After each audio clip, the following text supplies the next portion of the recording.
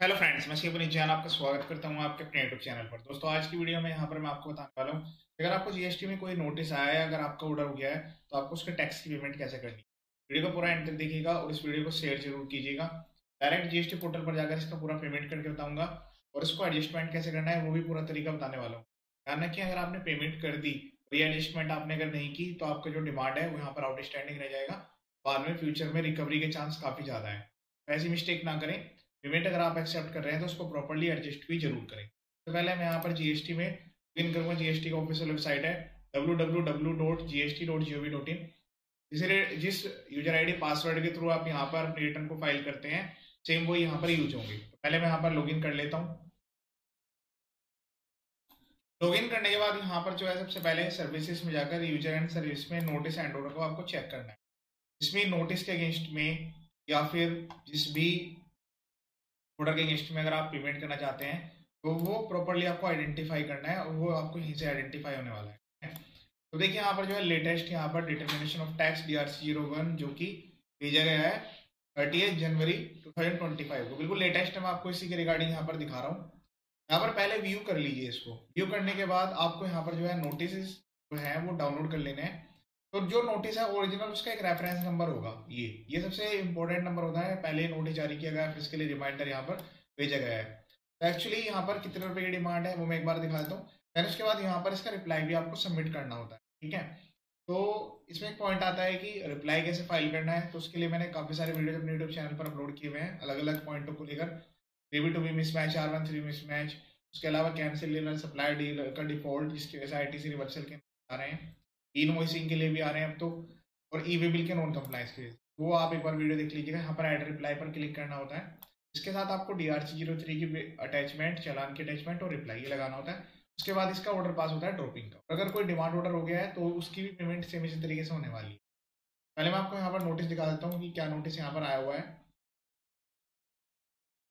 तो यहाँ पर जो है समरी ऑफ सपोज नोटिस में जो कि फाइनेंशियल ईयर 2021 के लिए भेजा गया है, उसमें मिसमैच के लिए था 2B का मिसमैच था, 3B से R1 का मिसमैच था और 9।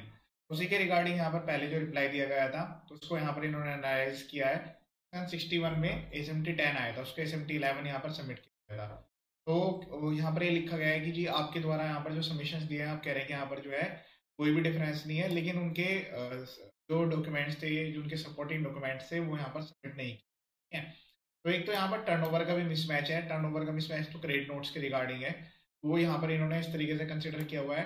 बाकी 3B को ये 2A से कंपेयर कर रहे हैं और बाकी का जो ITC का डिफरेंस है यहाँ पर ये निकाला गया है कि अब ये डिफरेंस आपको डिपॉजिट करना हो। तो एक पॉइंट आता है कि जब आप किसी भी डिफरेंस को एक्सेप्ट करते हैं जो भी ITC का डिफरेंस है, तो उसके रिगार्डिंग आपको टैक्स में जो इंटरेस्ट है वो भी साथ के साथ पे करने की रिक्वायरमेंट आ जाती है, क्योंकि आपको सेक्शन 50 के अकॉर्डिंग इंटरेस्ट की पेमेंट करनी होती है। और अगर आप जो है यहाँ पर अपने टैक्स को विद इंटरेस्ट पे कर देते हैं तो यहाँ पर ये जो पेनल्टी लगाई गई है इसके वेवे के चांस काफी ज्यादा हो जाते हैं। तो उन्होंने यहाँ पर जो है डिफरेंस निकाल दिया कि जी आपका जो है टर्नओवर की वजह से ये डिफरेंस है, बाकी ITC की वजह से आपका ये डिफरेंस है। तो आप देख रहे होंगे यहाँ पर एक हैवी अमाउंट का ये जो है नोटिस निकाला गया है, तो आपको इसका प्रॉपरली रिप्लाई करना है। तो रिप्लाई में जो है यहाँ पर इस केस में टर्नओवर का तो कोई डिफरेंस नहीं है, हाँ, लेकिन यहाँ पर जो है इस ITC डिफरेंस का जो है टैक्स की पेमेंट की बात है कि ये एक्चुअल में, तो अब इसका पेमेंट कैसे करें। या फिर अगर आप कोई भी यहाँ पर एक्सेप्टेंस दे रहे हैं किसी भी, अगर आप किसी भी नोटिस के रिगार्डिंग, ऑर्डर के रिगार्डिंग, तो उसको पेमेंट कैसे करना है, ठीक है। तो इसकी जो पेमेंट है टैक्स की वो आप अपने इनपुट टैक्स रेट से कर सकते हैं।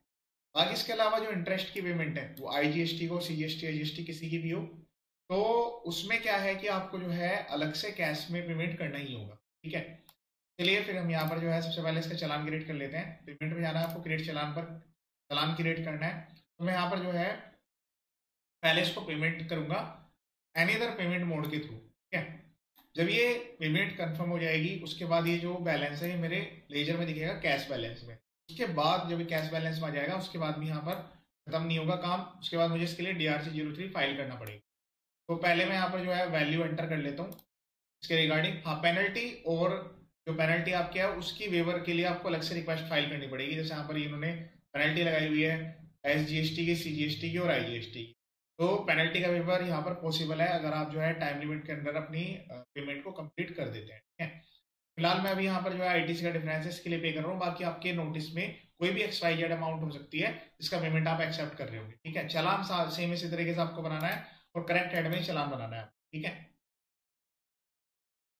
तो इस तरीके से वैल्यू एंटर करके आपको चालान बनाना है। इंटरेस्ट जो आप टिल डेट तक का ही कैलकुलेट करेंगे जब आप पेमेंट कर रहे होंगे। ठीक है, उसके बाद यहाँ पर एनईएफटी के थ्रू जिस भी बैंक का आपको चालान बनाना है वो यहाँ से सेलेक्ट करना है, उसके बाद जनरेट चालान पर क्लिक कर देना है। ये पीडीएफ आपको डाउनलोड करके चेक के साथ बैंक में दे देना है, जिसमें सारे बैंक ऑलरेडी यहाँ पर लिस्टेड है। जैसे आपकी पेमेंट कंफर्म हो जाएगी उसके बाद ये जो बैलेंस है आपके कैश लेजर बैलेंस में यहाँ पर आपको शो करेगा। यहाँ से चालान इस तरीके से क्रिएट होगा, इसको आपको डाउनलोड कर लेना है। ठीक है, ये भी चालान आपके यहाँ पर डैशबोर्ड बैलेंस पर शो करेगा यहाँ पर। उसके बाद आपको जो है यहाँ पर DRC-0 फाइल करने की रिक्वायरमेंट आएगी। अब जो DRC-03 है वो कैसे आपको फाइल करना है मैं बता देता हूँ, और यही करेक्ट तरीका है जिससे कि आपकी जो पेमेंट है यहाँ पर ऑटो एडजस्ट हो जाएगी। अदरवाइज बाद में आपको DRC-03 भरना होगा और काफी प्रॉब्लम उसमें आ रही है। आई एप्लीकेशन पर आपको क्लिक करना है। उसके बाद यहाँ पर आपको एक फॉर्म मिलने वाला है, इसका यहाँ पर नाम दिया गया है इंटीमेशन ऑफ वॉलेंट्री पेमेंट। यहाँ से आपको उसको सिलेक्ट कर लेना है। उसके बाद यहाँ पर न्यू एप्लीकेशन पर क्लिक करना है।